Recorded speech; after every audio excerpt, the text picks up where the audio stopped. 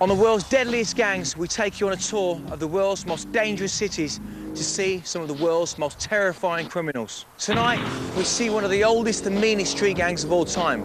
But you won't find these in the downtown slums of LA. Tonight's gang are based in the land of tower blocks and bad attitude. Yes, it's grim up north, and if you're not dodging rain, you're dodging bullets. They're the street gangs of Salford. On tonight's show, drugs and guns and the downfall of dance culture. The gang member turned club owner who knows how to stay one step ahead. But first, the story of Gunchester.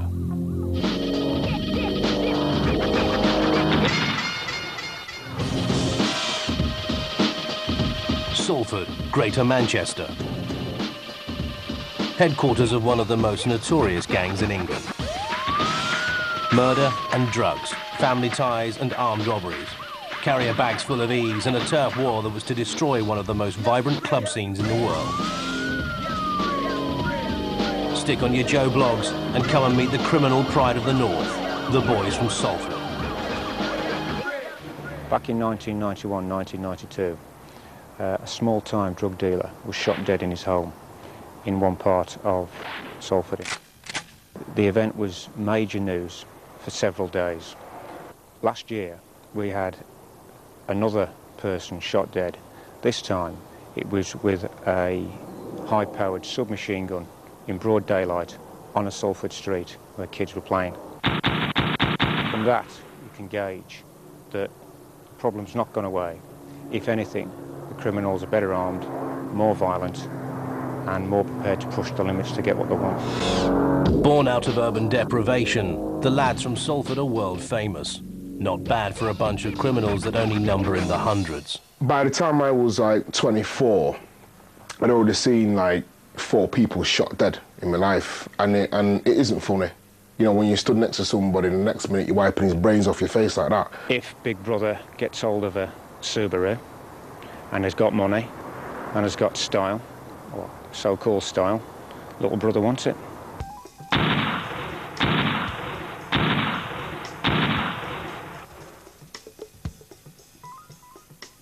These northern bad boys are organised into small firms with family allegiances. In Salford, historically, there's been a number of families who are rooted in crime. And even if one generation are caught and locked up, there's another generation waiting to take over.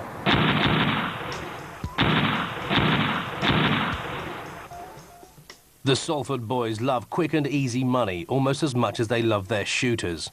No wonder that they have a long history in one particular crime. The city regularly produces extremely violent gangs who are prepared to push the limits to get cash. Robbery is the main pastime. A Salford-based gang hit the headlines in the late 90s for employing a novel way of raiding banks and security vans. They simply ripped a dirty great hole in them using battering rams attached to trucks. This secret police footage shows the gangs at work in a Salford lockup. The group were finally caught and sentenced. The Salford gang are not the only players in the city. Different parts of Manchester are run by different crews. People who drank in a pub all of a sudden, you know, they weren't just a group of friends who drank in a pub, they were now the Pepperhill mob.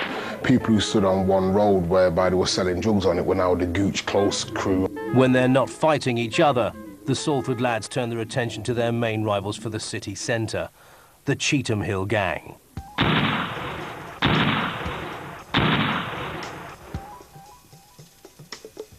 The Cheetham Hill gang will be involved in various crimes of the normal type that you would expect with drugs, prostitution and what have you. They are close to the city centre and will vie with other gangs for ownership of various clubs in the city centre. Further south, 2 other gangs from Moss Side have had their own battles with Salford.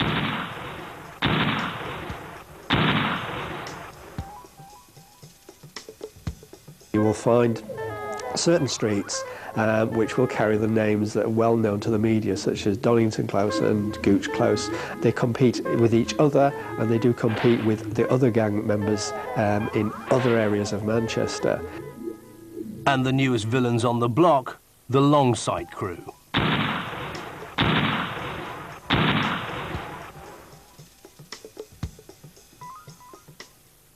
The Longsight crew, as they are called, are pretty hardened, and there are quite a lot of violence incidents, perhaps even on a daily basis, compared with, say, Moss Side or Cheetham Hill. Longsight, Gooch, Longsight, Doddington, you got the Pitbull crew, and there's just a new string of names which just come into me every other day, with gangs sprouting up all over the place. These violent Mancunian gangs have had to get organised to get ahead. Classic structure of the gang is that there's one so-called Mr. Big, who will probably have a lieutenant or maybe two, and then there's an immediate posse of foot soldiers who are there at his beck and call. That leadership has now crumbled. You're now getting fragments of people all over the place. There's loosely a little bit of Gooch left. There's loosely a little bit of Doddington left. But these are just remnants. The same can be said of Salford, the same can be said of Cheetham Hill. You've always got some new young gun on the block who comes out of nowhere and starts shooting people again. Back in the day, you could speak to one person, he could say, right, you got to stop it. Now you can't. But what of a future for these Mancunian villains? Someone wants to go one better, and you are then in a kind of tit-for-tat war of who is the most cold, who is the least feeling, who is the most psychopathic, and who can deal out the worst elements of violence and will do it immediately, without question, without thinking. And you basically got a recipe there for a very trigger-happy gang culture.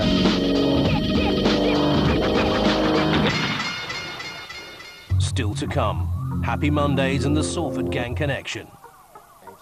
The gangster turned club owner. But first, gang warfare.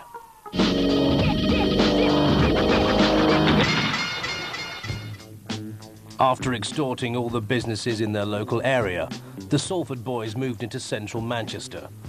It was the beginning of a period of gang warfare that was to rip the heart out of Manchester's nightclub scene and earn the city the label Gunchester.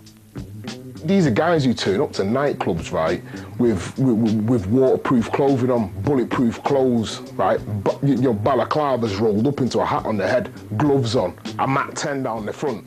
Who the hell goes out to a nightclub like that? The carrying of weapons in clubs reached a point where, I mean, like the ceiling of the PSV club was leaking every time it rained because of gunshots. What you got to bear in mind, between 88 and 91, you know, there were several gangs and several powerful gangs in Manchester. When this youth culture arose, it was the coolest culture in the world, and it was in the middle of the city, and it was their people. This is now a cool scene. We go here, we do it. It's us. You know, I've seen innocent bystanders get shot dead, you know, when you're for some cockeyed, pissed-up idiot who can't shoot straight. Controlling the club doors was crucial if the Manchester gangs were going to survive. Controlling the doors meant controlling the dealers. If you controlled the dealers, the lucrative drug trade was yours. They control the drug marketing that goes on within that club, and they tend to want to control it almost exclusively. What I have seen is a load of frightened club owners and club managers sat down there, defences, thinking, well, what the hell do I do? It was a trade that was worth fighting and dying for. And it was every club that was affected by either a Salford gang or one of their rivals. Even the Hacienda, the club that put Manchester on the map, was dragged into it. In running the Hacienda in the late 80s and the 90s, we came face to face with the first bit of gun culture. And the first bit of gun culture was the gang of its time, which was Cheetham Hill. Having new guns and going around the whole of Manchester, not just our club, but one particular Saturday night, and showing everyone their guns and saying, hi, we come in here now. In 1990, 21-year-old Cheetham Hill gunman Tony Johnson was spotted in a bulletproof jacket carrying semi-automatic firearms. It made the police significantly improve their own capabilities. Within a year, Johnson was dead, shot in the mouth by a rival. You get the rise of Salford, and our problems then became Salford-based. From down Regent Road here, to take over and become the prime force in town, while the two black gangs from over there, the Gooch and the Pepperhill and Moss Side, we had very little to do with, except once every 6 months when we did a jungle night. We had a brilliant head doorman called Roger, and Roger was kind of from north of the city centre, from Cheetham Hill. Not part of Cheetham Hill, but respected and liked by all of them. No security staff is paid enough to put his life at risk, particularly during those days when gang culture in Manchester was becoming very, very serious. I would have to make it my business on behalf of the club to make sure things ran successfully, that I got to know these people. It worked far better to show the main gang leaders X amount of respect and get the same respect back, whereby they would manage and keep control of their other gang members. If there was a night with 1,500 people and it was going crazy and there was like 100 gang members in, who gives a shit? If it's a bad fucking night and there's 350 people in and 100 gang members, God, the place feels shit. Hacienda, before it finally gave up the ghost, as it were, it actually had airport-style metal detectors on the doors, but this did not stop a mass of people going in with knives and, you know, hacking away at various people.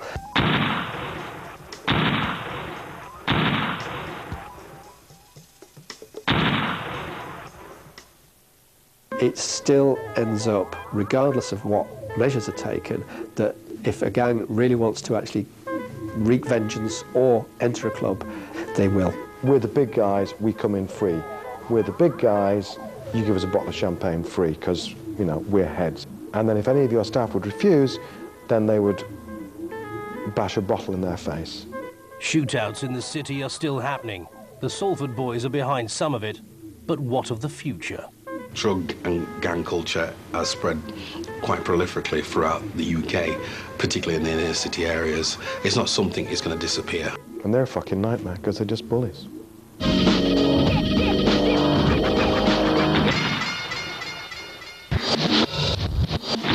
More tales from the gangland after the break, including dress codes, branding and gang warfare. Remember, dead men don't tell lies. Welcome back to the world's deadliest gangs. Tonight we're in the land of beer, soccer, baggy jeans and dance music. The street gangs of Salford have been running the club scene in the city centre on and off for well over a decade. Before rave culture hit the mainstream, most youths were into punk or goth. A new look was desperately needed. And who would have thought that new look would have come from the scruffy streets of Salford?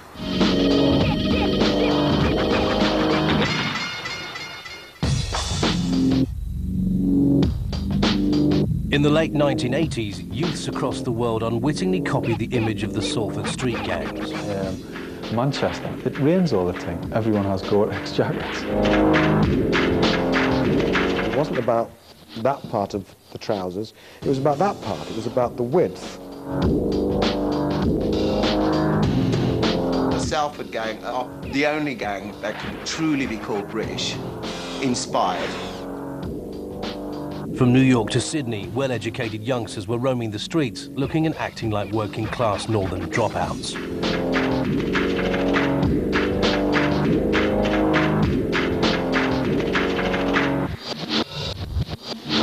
The image was transmitted around the world by Salford pop group Happy Mondays.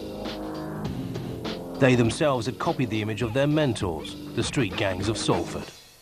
They were a gang. I think very culturally they felt like a gang, with even the stresses and the fallouts that gangs have, and the fact that the gang had a boss, which was Sean.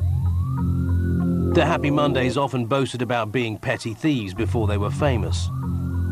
But it was the combination of fame and the introduction of a new drug, ecstasy, that really brought out their gang behaviour.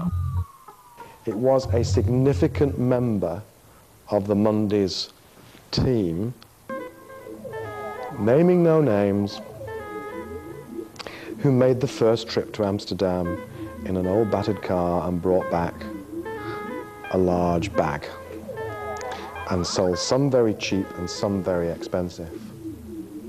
And that became the first importing of ecstasy in any large quantity. I mean, the Beatles never imported LSD. You know, the Beatles, you know, were fed it by someone at a dentist party in Harley Street, weren't they? But the Mondays were at the core of even the importation of this drug in its early days into this northern city. The success of the Happy Mondays went side by side with the rise of the Salford gangs. The gangs had free entry into the city's best nightclubs. The gangsters were rubbing shoulders with regular club-goers. Because of the influence of the Happy Mondays, street fashion and gangster fashion were inseparable. At around this time, artist Chris Harrison had begun a project in Salford taking photographs of Salford youths. As is the way in Salford, many were members of street gangs. It was pure working class. Shirts out, smart shirts, ironed, clean, you know, really clean, and a real pride in your appearance. Always smart, and it's a uniform. If you go back to that period and look at the way the gang members dressed, it was orange juice, Joe Bloggs, hacienda kind of wear. So you've got the baggy tracksuit bottoms and the baggy shirt, but they were not hip-hop. You couldn't look at them and say they were hip-hop inspired in their shape maybe, but the patterns of them were un-hip-hop related. They've really taken on board the music that came from Manchester and that area.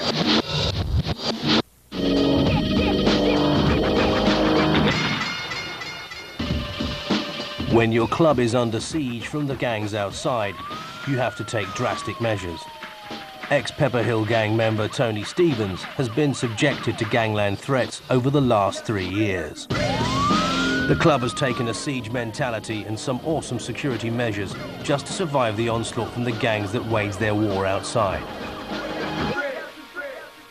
Right, so as you can see here, this is the entrance to the club. Everything is completely bulletproof all around here, just in case if anyone does want to start taking pot shots from outside, which has never happened yet, and touch wood and metal, it won't ever happen. I'm walking from the premises of work, right, to my car, and this guy's saying, see, we could have smoked you while you're walking from there to there. That's what I have to live with every day. There are 17 infrared cameras which ISDN linked to a security control station. So everything that we're saying and everything that we're doing now is actually being recorded away from the premises.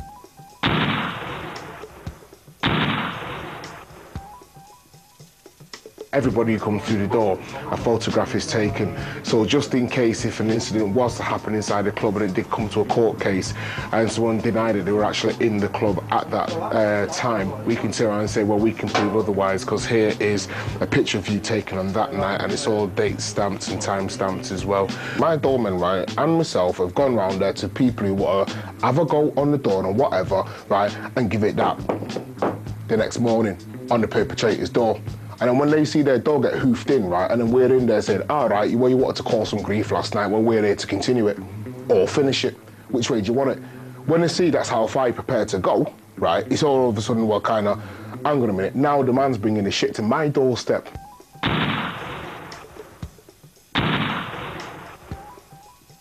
There's a new breed of brainless moron out there who just believes that, you know, shooting somebody, right, is about as, you know, difficult as just having a fight. You know, I'll have a fist fight. If I lose it, I'll pull out a gun and shoot him dead. It's cool, it's nothing. Once we've searched them for drugs and weapons, and if they've got through that stage and they've got the right attitude, they then go through the first turnstile. Behind all the panels, everything down here is all bulletproof. There is a one-way mirror here, whereby we can see the patrons, but they can't see us. In the past, what's happened is if someone has to be knocked back from a club, the first thing that they're going to start giving it is, well, you know, you're knocking us back, I know your face, I know where you live, I'm going to come and take it to you outside of here.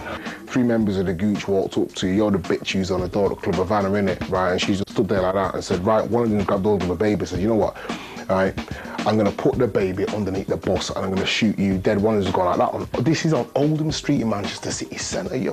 She's like turned around and just said no, right? Yeah, she works at Club Havana, but you know, if this is what you are, you're supposed to be some big time gang, so if this is what you're gonna do, throw my flipping defensive 6-month-old baby under the bus, right, and shoot me dead on the street because you can't get in a nightclub, right? Do it. And that was it. At least with this way, right, they can argue the toss all they want, but all they're gonna be arguing with is their own reflection in there. There were people who wanted to be seen to be associated with gang members because it was kind of, well, I know my man and, yeah, my boyfriend is such and such and whatever. Now when the reality of it comes to it, you know, there were girls who were driving home with their boyfriend with the kids in the back and someone's just seen him and sprayed the car with the whole family in it, right? The penny begins to drop. This is what you've got yourself into. There's a 99% certainty on our part that nobody can get through there with any kind of firearms or knives or any objects to try and hurt anybody inside the club. I think after the first 3 or 4 months when every last gangster got knocked back and whatever, it kind of put it through to everyone's minds that we were deadly serious about this and we weren't going to mess about. And I knew that this was Manchester's final chance. If this failed, this club that had a bulletproof entrance, the turnstiles, the cameras, the Robocop doormen, you know, whatever, if that failed, it was over. And basically what happened then was because it proved a success over the next 12 months or so, a lot of other clubs in Manchester then decided, well, hang on a minute, why have these Muppet doormen on who are affiliated with these gangs? Why don't I just go and ask my guy at Club Havana exactly how he's done it? They wouldn't pay at the door, they'd bring in all kind of firearms, all kind of drugs, all kind of gang culture, attitudes. We've managed to arrest all of that situation literally because we can weed out all the potential idiots at the top of the door. Anybody who really wants to go and try it on inside here will be severely dealt with and put outside of the club forever. The street gangs of Manchester came to public prominence during the rise of club culture in the 1980s. The Salford gang became known for violent robberies, use of guns and control of the drug market. Even today, they're one of the world's deadliest gangs. Well, that's all we've got time for on the world's deadliest gangs. If you're worried about organised crime and gang warfare, remember, I can't help you, pal. I've got to get out of here. Later. Bank robbery, money, and the most feared of all, Gangchester. Lucky, come on in, eh? Kidnapping, power, firm, the yardies. If you have any trouble with organised crime, yeah, call 1-800 Big Tony. Very naughty. The world's most dangerous cities. The Hell's Angels. The drugs cartel. The Bloods, the Crips. Hijacking and murder. The world's deadliest gangs.